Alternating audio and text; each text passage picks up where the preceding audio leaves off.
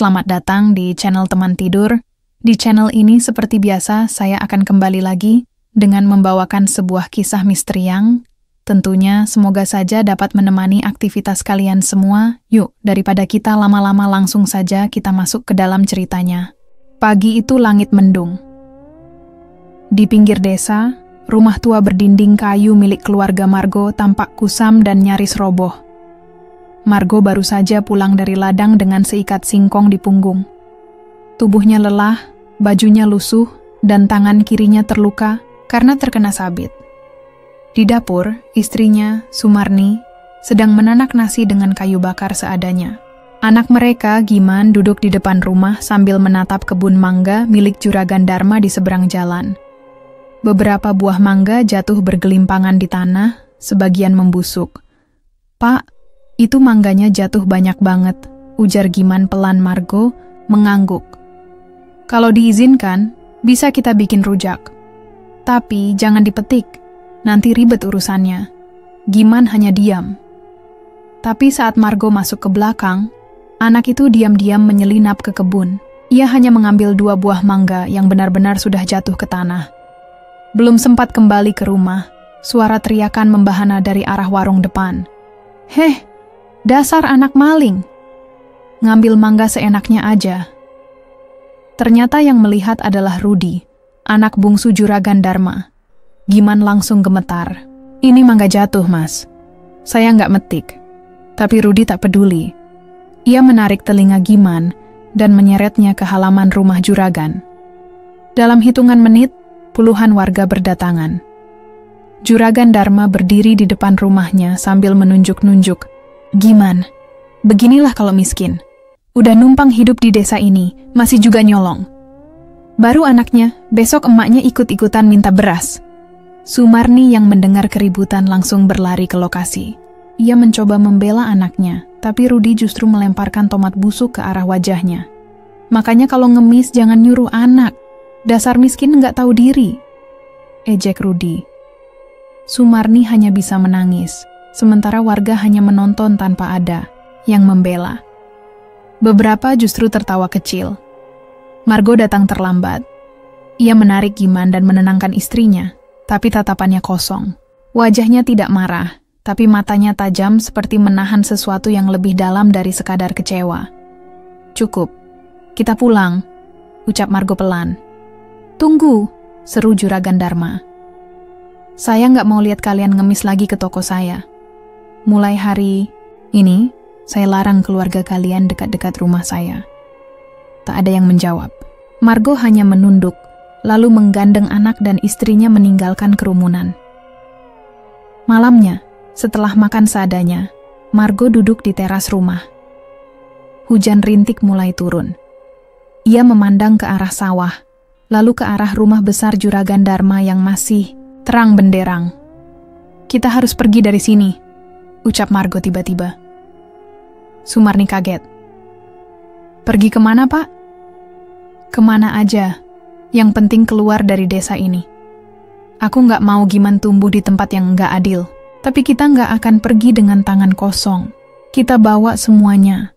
Luka, aib, dan nama baik yang dirampas hari ini." Sumarni hanya menatap suaminya dengan mata berkaca-kaca. Ia tahu Margo bukan bicara soal pindah tempat. Ia bicara soal masa, depan yang kelam, dan rencana yang belum diucap. Malam itu, keluarga kecil itu mulai berkemas. Tak banyak barang yang bisa dibawa, hanya pakaian, sedikit makanan, dan 1 foto keluarga usang yang disimpan Margo di dalam sarungnya.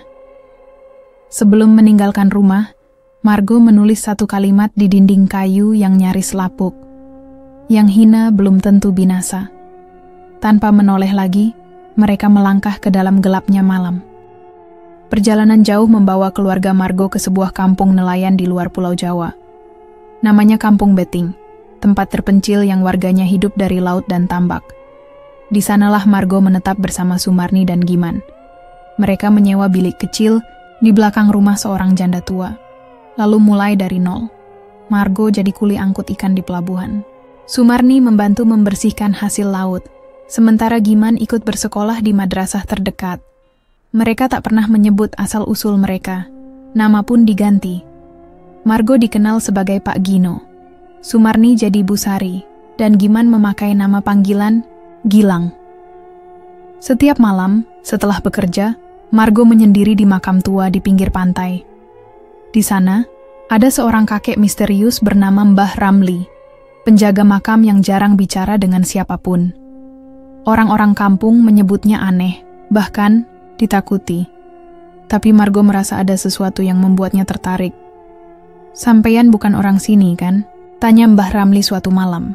Margo mengangguk pelan. "Saya cuma numpang hidup, tapi saya bawa luka dari tempat lama." Mbah Ramli menatapnya lama. "Kalau lukanya nggak disembuhkan, bisa jadi racun. Tapi kalau diolah, bisa jadi senjata." Sejak malam itu, Mbah Ramli mulai mengajari Margo. Bukan ilmu biasa. Bukan pula doa-doa penglaris seperti yang digunakan pedagang. Ini ilmu tua. Ilmu untuk orang yang benar-benar pernah diinjak. Namanya ngunduh balung. Ilmu hitam yang hanya bisa digunakan kalau luka batin sudah menahun. Dan niat balas dendam tak pernah surut. Ritual pertama Margo adalah bermalam di kuburan tua tanpa bicara sepatah kata pun selama 7 malam. Di malam ke-7, ia harus mengumpulkan tulang ayam bekas kenduri yang dibuang orang, lalu dikubur bersama rambutnya sendiri di bawah pohon asem. "Ilmu ini bukan buat main-main," kata Mbah Ramli saat Margo hampir menyerah. "Kalau salah langkah, kamu bisa kena kutukan seumur hidup. Tapi kalau benar, kamu bisa ngambil apa aja dari orang yang pernah ngerampas hidupmu." Margo tidak mundur. Di kepalanya masih terbayang wajah Sumarni saat dilempar tomat. Masih terngiang suara ejekan Juragan Dharma. Masih terasa panasnya mata warga yang hanya menonton. Tahun-tahun berlalu, Margo semakin tenang, tapi tatapannya berubah. Giman tumbuh jadi remaja yang kuat dan cerdas. Sumarni membuka warung kecil di depan rumah kontrakan mereka. Tak ada yang tahu bahwa keluarga ini sedang menabung dendam, sambil tersenyum ramah pada siapapun yang mereka temui. Setiap malam Jumat, Margo kembali ke makam. Ia tak hanya belajar mantra, tapi juga cara menyembunyikan niat di balik senyum. Ia mulai belajar membaca garis wajah, mengenali aura orang, dan mengikat ikatan gaib lewat benda-benda bekas milik musuh. Suatu malam, Mbah Ramli berkata, "Kalau tiba waktunya, kamu nggak perlu nyari mereka. Mereka sendiri yang bakal datang." Margo hanya menjawab singkat, "Saya tunggu waktu itu, Mbah. Saya tunggu sampai mereka ngerasain rasanya jadi kami dulu." 20 tahun berlalu. Desa Karangsari tak banyak berubah. Rumah-rumah warga masih sederhana, jalan tanah becek saat hujan, dan pasar desa tetap jadi pusat keramaian. Tapi satu hal yang berbeda. Rumah besar milik Juragan Dharma kini tak semegah dulu. Catnya mulai pudar, atap bocor di sana-sini, dan gudangnya kosong. Setelah sekian lama, sebuah mobil bak terbuka masuk ke desa. Di dalamnya duduk seorang pria tua berkacamata gelap dan peci hitam. Di sebelahnya seorang perempuan berjilbab sopan, dan di belakang seorang pemuda gagah berperawakan tegas. Mereka tidak mengenalkan nama asli. Margo kini dipanggil Pak Gino, Sumarni jadi Bu Sari, dan Giman menjadi Mas Gilang. Mereka menyewa bangunan kosong di pinggir desa dan membukanya sebagai koperasi tani dan panti sosial Karangsari. Tanpa banyak bicara, mereka langsung menggerakkan warga. Awalnya, warga curiga. Tapi setelah beberapa orang dibantu utang pupuknya, dilunasi, panti sosial dibuka untuk janda dan lansia, serta sembako dibagikan rutin setiap Jumat pagi, pandangan warga mulai berubah. Pak Gino itu orang baik, nggak banyak omong, tapi nyata bantu, kata Pak RT di warung kopi. Mas Gilang juga sopan banget, nggak gengsian padahal kelihatannya kaya, sambung yang lain. Warga desa yang dulu memalingkan wajah dari Margo, kini datang satu persatu dengan senyum lebar. Tak satu pun dari mereka tahu bahwa keluarga dermawan itu adalah orang yang pernah mereka biarkan dihina. Sementara itu, keluarga Juragan Dharma berada di ujung tanduk. Toko sembako mereka sepi. Anak-anaknya terlilit utang. Rudi, anak bungsunya, bahkan dikejar rentenir karena gagal bisnis beras. Juragan Dharma mulai dengar nama Pak Gino dari mulut ke mulut. Ia pun datang langsung ke koperasi, mencoba mendekat. Saya ini dulunya pedagang besar, Pak Gino. Siapa tahu kita bisa kerja sama. Saya masih punya gudang, katanya sambil tertawa basa-basi. Margo, atau Pak Gino, hanya menatap datar. Kalau gudang kosong, bisa dipakai jadi tempat simpan beras bantuan. Tapi kerjasamanya bukan sama saya, langsung dengan koperasi. Juragan Dharma mengangguk cepat. Siap-siap, yang penting bisa bantu warga. Saya senang kalau desa ini maju. Hari-hari berikutnya, keluarga Juragan makin sering mendekat. Mereka menjilat sana-sini, ikut pengajian panti, bahkan pura-pura membantu mengangkut sembako. Tapi tak satu pun dari mereka menyadari siapa orang yang mereka gendong sekarang. Di rumah, Margo hanya duduk sambil ngudut, menatap selembar foto lama yang disimpannya di laci meja. Foto saat Sumarni dilempar tomat, Giman dituduh maling, dan semua warga hanya berdiri diam. Pak, mereka masih nggak kenal? Tanya Sumarni sambil menyetrika. Margo menggeleng pelan. Orang sombong jarang ingat wajah yang dulu mereka rendahkan. Gilang masuk membawa laporan. Kita siap. Semua aset koperasi udah atas nama saya. Gudang Juragan juga udah dikasih surat pinjam pakai. Margo tersenyum kecil. Bagus. Kita nggak buru-buru, biar mereka makin nempel. Semakin tinggi mereka, naik, makin sakit waktu jatuh. Dan malam itu, keluarga Margo bersujud dalam diam. Bukan bersyukur karena diterima kembali, tapi bersiap untuk langkah berikutnya. Membuat keluarga Dharma merasakan yang pernah mereka rasakan dulu. Hari masih pagi ketika teriakan histeris terdengar dari arah rumah Juragan Dharma. Warga langsung berdatangan. Di gudang sembako milik keluarga itu, Rudi, anak bungsu Juragan, ditemukan tergantung di kayu palang atas. Lidahnya menjulur, matanya membelalak. Di bawah kakinya ada bangku plastik yang patah satu kakinya.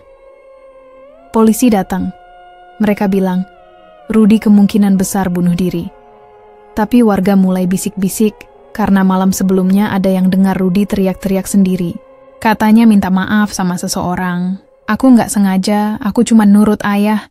Jangan kejar aku. Begitu kata-kata yang terdengar oleh Pak Bakar, penjaga malam pasar. Juragan Dharma tampak lemas. Tapi saat semua orang berduka, keluarga Margo justru datang membawa bantuan. Peti jenazah, kain kafan, dan uang duka. Jangan dipikirin biaya, Pak. Ini dari koperasi. Kita bantu semampunya, ujar Gilang dengan raut tenang. Juragan mengangguk. Terima kasih. Terima kasih banyak. 2 hari setelah pemakaman Rudi, giliran menantu perempuan Juragan yang bernama Tati mulai aneh. Saat sedang di dapur, ia mendadak jatuh lalu menjerit keras. Tubuhnya menggigil, tangannya mencakar wajah sendiri, dan dari mulutnya keluar teriakan tak karuan. Ampun, ampun, aku nggak tahu dia anak siapa. Ampun, capingnya, tolong jangan pukul aku. Warga mulai berdatangan lagi. Tati tergeletak, lemas di ruang tamu, napasnya berat, dan setiap kali sadar dia menangis histeris menyebut si miskin bertopi caping. Bu Dharma menangis. Ini apaan sih? Kok keluarga kita satu-satu kenapa begini? Juragan hanya bisa diam sambil menatap kosong. Ia mulai teringat masa lalu, tapi tak berani mengucap. Di luar rumah, Margo melihat dari kejauhan sambil duduk di teras koperasi. Sumarni keluar membawa teh hangat. Sudah mulai, Pak. Tapi warga belum ada yang curiga. Margo menyeruput teh. Jangan sampai mereka curiga. Kita tetap bantu, tetap datang.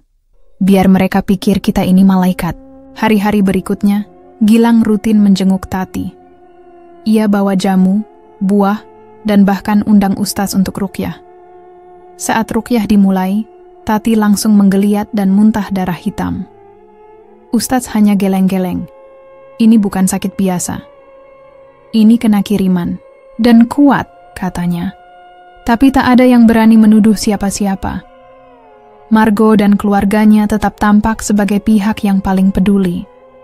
Mereka hadir di setiap kejadian, menyumbang, membantu, dan ikut sibuk seolah keluarga sendiri. Beberapa warga mulai membicarakan kejadian-kejadian aneh itu di warung kopi. Gimana kalau ini semua ada hubungannya sama dulu? Waktu keluarga Pak Margo, siapa ya dulu namanya? Diusir itu loh. Lah iya, tapi mana orangnya sekarang? Katanya merantau, nggak pernah balik lagi. Tak ada yang sadar, orang yang mereka cari justru duduk tak jauh dari mereka, menyendok bubur kacang hijau sambil diam-diam tersenyum. Setelah kematian Rudi dan gangguan aneh yang menimpa Tati, Juragan Dharma mulai benar-benar takut. Ia tak percaya pada dokter atau ustaz. Ia yakin ini bukan urusan medis atau agama, tapi hal lain yang lebih gelap. Diam-diam, malam-malam, ia mendatangi beberapa dukun terkenal di desa-desa sebelah. Tapi semuanya menolak. Maaf Pak Juragan, saya nggak bisa bantu. Yang nyerang keluarga Bapak, itu bukan manusia biasa, kata Mbah Gino, dukun tua dari desa Gunung Ketur. Kalau saya paksakan, saya bisa mati ikut-ikutan, sambungnya cepat. Dua dukun lain juga memberi jawaban yang sama. Juragan Dharma makin kalut. Akhirnya ia memaksa pembantunya, Pak Surip, untuk membuat sesajen sendiri. Pakai telur ayam kampung, kembang 7 rupa, dan kepala ayam jago. Malam itu juga ia taruh di tengah halaman, ditemani dupa dan lilin. Tapi belum sampai 1 jam, sesajen itu terbakar sendiri. Api menjalar ke gubuk belakang tempat menyimpan alat pertanian. Untung cepat dipadamkan, tapi sebagian lantai kayu hangus dan nyaris menjalar ke dapur. Besok paginya, tetangga sudah ramai membicarakan kejadian itu. Lilin kesambet kali, tapi kok bisa sampai kebakar kayak gitu, ya? Tanya Bu Lilis di warung sayur.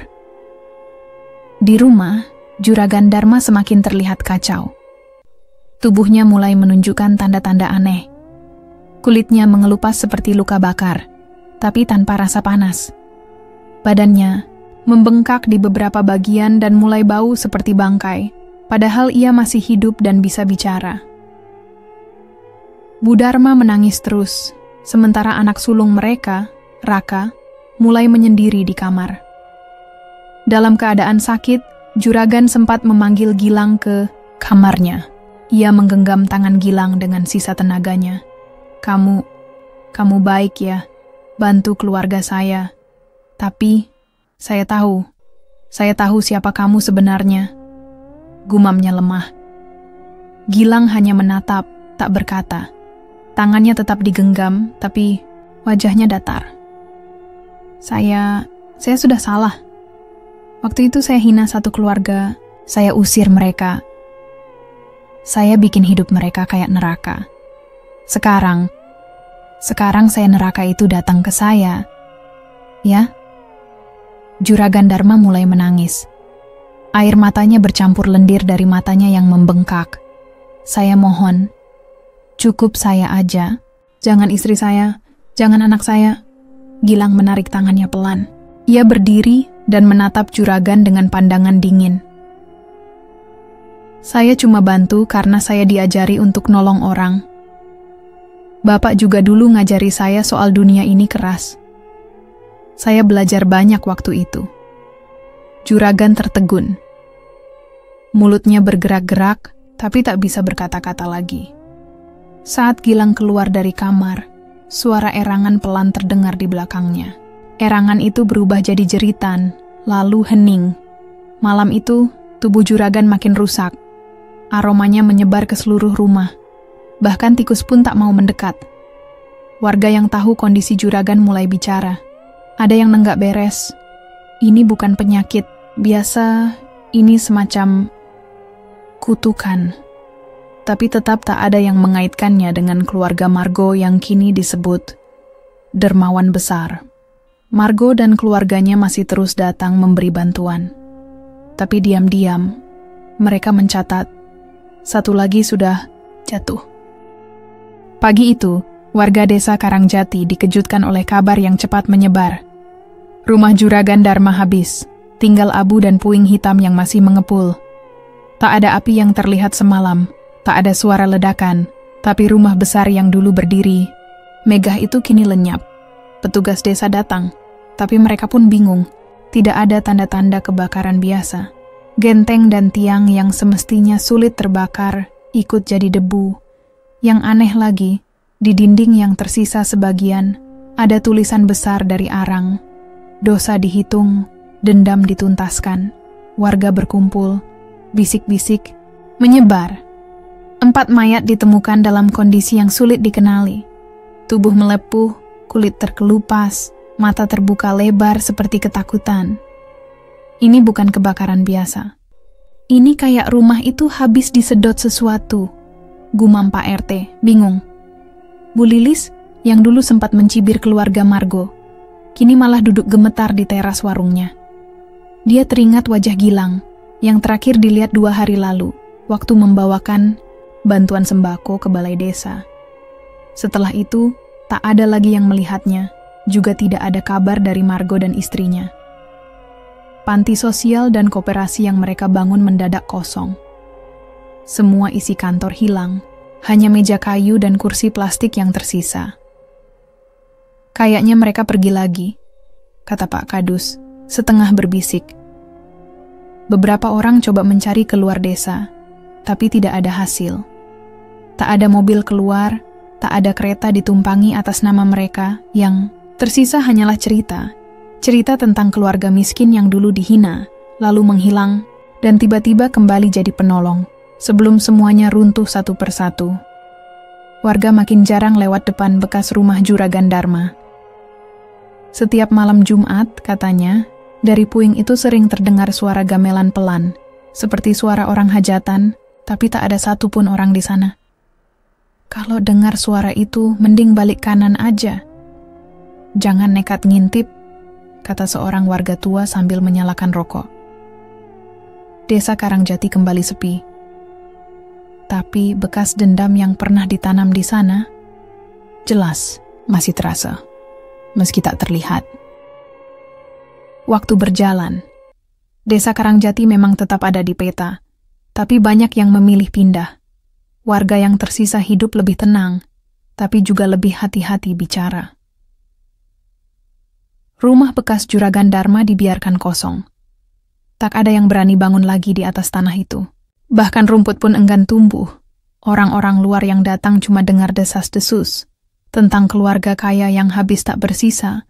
Tentang suara gamelan. Tentang tulisan aneh di dinding.